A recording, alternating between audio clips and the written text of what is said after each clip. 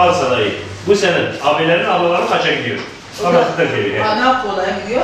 Bir tane de anaokula gidiyor. Kızdır. Kızdır. Evet. Ha, ona da bu pembeyi veriyorum abla. Tamam. Kaça gidiyorsun? 5'e gidiyorsun. Hangisiyle geliyorsun? Al gel. Tamam. Kalemlerini de boyalar eşliği. Tamam mı?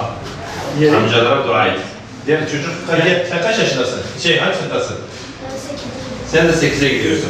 Sen de bunun içine bir tane gel. Sen cibi dua et. ودعاء حجاكرية ولا دعاء صار في سوشيال حظات Sen bu sırada İmzalarını yalnız. He? Pembe. Aslan. Başka? Sen abla kaçıncı sınıfa gidiyor?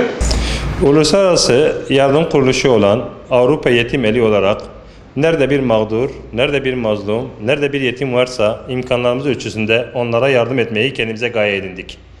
Bundan dolayı şu anda Türkiye'nin Şırnak ilinin Cizre ilçesindeyiz. Burada da bayağı mağdur ve yetim çocuklarımız vardı. Bunların bilgisini aldıktan sonra okul açılmadan önce pazartesi günü okul açılacak. Bugün cumartesi, yani okulun açılmasına 2 gün kala bu çocuklarımızın okula gidecekleri için kırtasiyelerini hazırladık, çantalarını hazırladık ve çocuklarımıza dağıtmaya başladık. Malumunuz herkes çocuğunun okul ihtiyaçlarını bir şekilde kırtasiyelerden ve çarşıdan, pazardan alma telaşına girdi. Ama bu yetimlerimizin kimsesi olmadığı için, bu yetimlerimizin babaları yaşamadığı için, bu yetimlerimiz evlerine dönen çocukların elindeki çantaları görünce bayağı mahzun oluyorlardı. Biz de bu yetimlerimizin mahzun olmaması için, bu yetimlerimizin babasızlığı yaşamaması için, bu yetimlerin bedduasını alınmaması için bu yetimlerimizin her birine içinde kırtasiye malzemelerinin bulunduğu birer çantaya hediye ettik ve böylece hayırseverlerin bize verdiği, emanet ettiği çantaları, kırtasiyeleri yetim çocuklarımıza ulaştırdık ve yetim çocuklarımız hem hayırseverlere dua ettiler hem de bu toplumun ıslahı için, bu toplumun menfaati için dualarda bulundular. Rabbim bu çocuklarımızı salihlerden eylesin. Rabbim hayırda bulunan bütün hayırseverleri Peygamber sallallahu aleyhi ve selleme cennette komşu eylesin. İbrahim.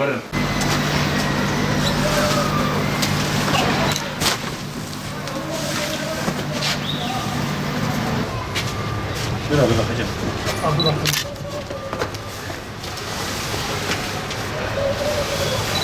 Bu tepe yazıyor değil mi? Tamam.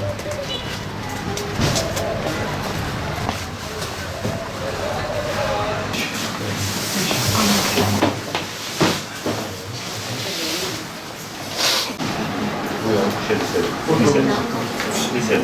Onu vereceğim. O doğru. Havaya? Hangi istiyorsan onu yap. Hangi istiyorsan onu yap. Tamam. Hangi rengi istiyorsan kızım ha? Tamam mı? Aferin işte la. Evya. İşte la. Maşallah. Güzel. Evya yemiş çekin. Beline takasın. Bunlar hepsi senin defterlerindir, tamam? Bunlar senin boyalarındır, tamam? Bunlar da senin kalemlerindir, silgindir, açacağındır. Güle güle kullan, bize dua et, tamam? Uluslararası yardım kuruluşu olan Avrupa Yetim Eli adına şu anda Türkiye'nin Mardin ilinin Kızıltepe ilçesindeyiz. Türkiye'de pazartesi günü okulların açılacak olması nedeniyle yetim ve mağdur çocuklarımıza çantalarını, kırtasiyelerini getirdik. Onlara dağıttık.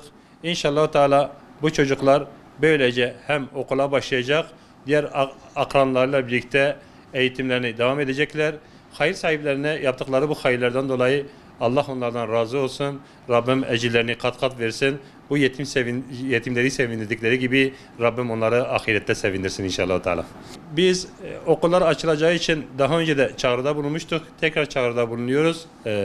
Bu kampanyada onlar da bir yetimin okul ihtiyaçlarını karşılayabilirler. Bu yetim çocuklarımızın okul ihtiyaçları karşılanabilir. Rabbim şimdiden hayır sahiplerinin hayırlarını kabul etsin. Bu çantamızın içinde biz ders sayılarına göre defterlerini, yağlı boya, sulu boya, pastel boya, kurşun kalem, silgi, kalem tıraş ve ihtiyaçları olan malzemeleri okul idareleriyle görüştük. Bir öğrencinin nelere ihtiyaç olacağını tasnif ettik. İlkokul, ortaokul, lise, ilkokul 1, 2 ve anaokulu diye. Her öğrencinin gittiği sınıfı tespit ettik. O sınıfa göre çantayları doldurduk ve öğrencilerimize teslim ettik.